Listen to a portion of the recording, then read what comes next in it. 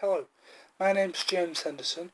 Today I'm going to be talking about the placement that I did as part of one of my modules, Sports Development in Action. For this placement I had to basically be a part of sport within certain areas. For one part of this placement I was at Rugby Club. I helped out and participated in coaching the students. This allowed me to practice my coaching skills, my coaching abilities, as well as I was developing sessions for the students to do, and then during these sessions, small drills in between the sessions that they could focus on. Also for this module, I conducted a placement at St Bede's Primary School in Preston. At this primary school we were focusing, a number of UCLan students went on, and we were focusing on the functional movement skills of young children, specifically year ones, and how in which we could develop them to make them better students overall, and make sure that they were better for PE, so that they were able to go up in process for next year for year 2.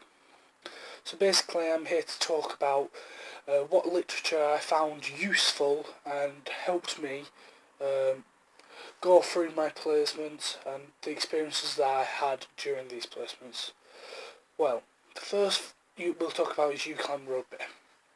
And I noticed as part of UCLan Rugby there was a lot of focus and emphasis put on the integration of new players and new teams, and LLCP 2016, the sociological and social benefits of sport and physical activity, actually looks and talks about the psychological benefits of being involved in sport.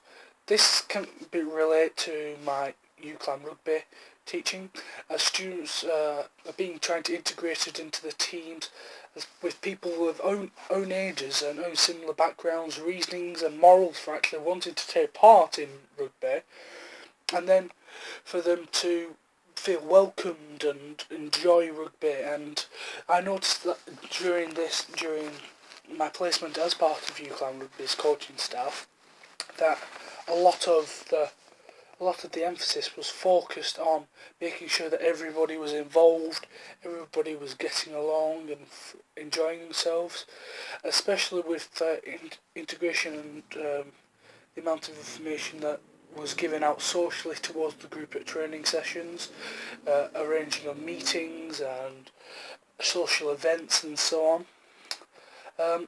Also at UCLan Rugby, I noticed that there was a lot of emphasis on the talent of players. Now, I can't quite understand this person's name, but I think it's pronounced Viens. But him and a couple of other writers in 2008 created the talent identification and development programs in sport. This was on a sports medical journal, and the article looks and identifies that people improve sporting abilities, and it looks to see how people improve their sporting ability specifically.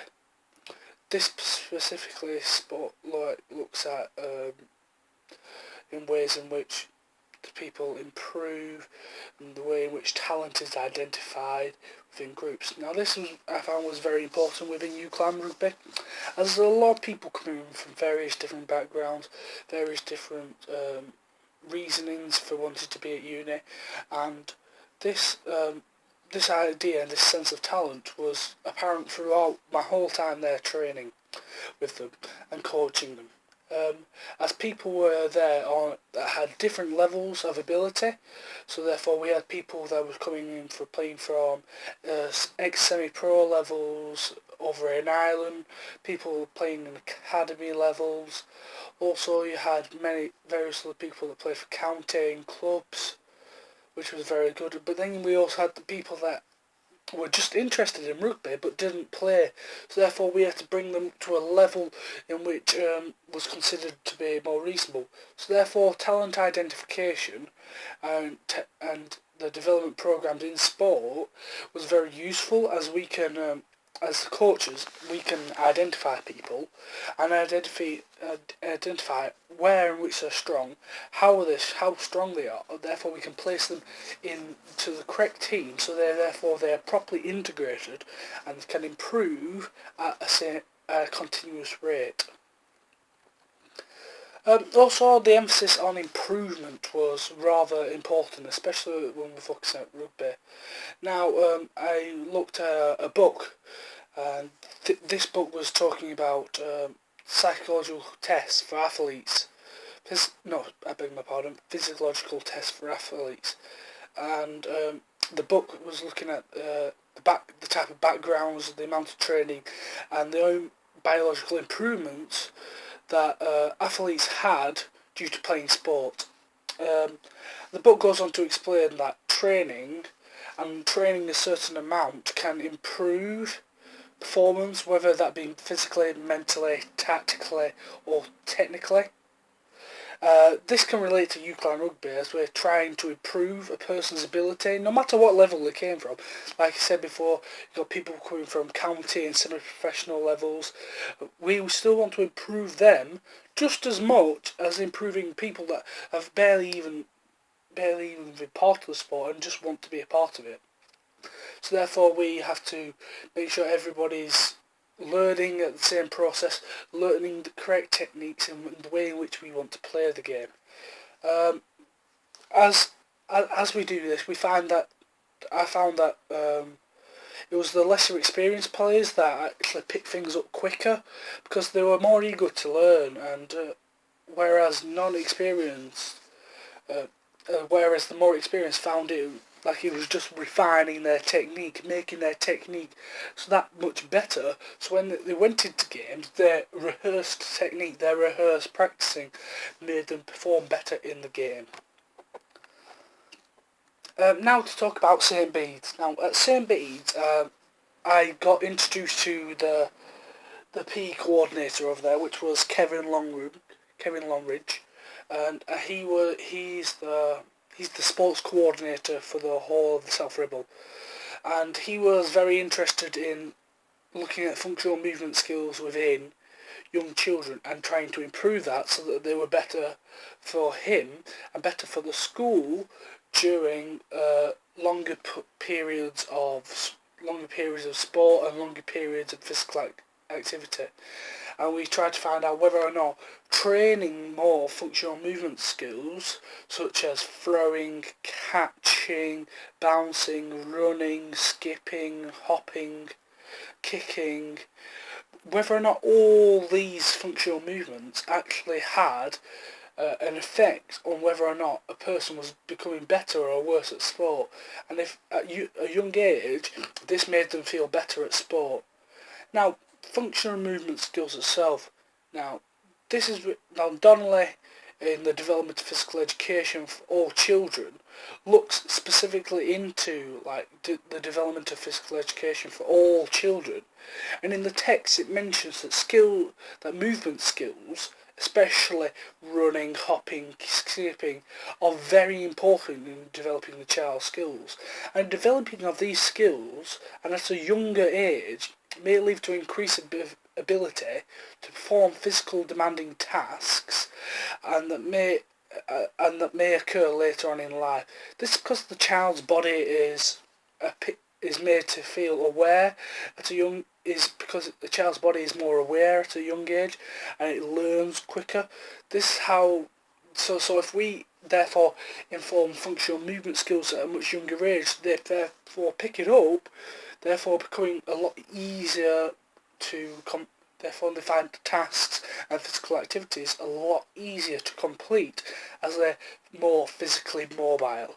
For example, if somebody was supposed to catch a ball and they were unable to catch it, refining on their functional movement skills, on their actual ability to catch the ball properly and correctly, if we do that at a young age, children are more perceptive and therefore learn quicker, they will understand how to catch a ball correctly.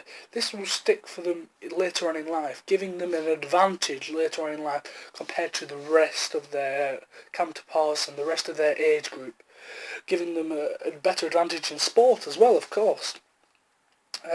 For this, obviously, I had to use assessments to assess the children's ability both at the beginning and at the end of the assessments. At the beginning of the assessments, I basically laid out a little grid with some hoops of various different distances, and asked them to throw any way they wanted. All they had to do was try and get the beanbags in the hoop. Therefore, I was measuring their accuracy, their technique, their technique of throwing, and their actual success rate.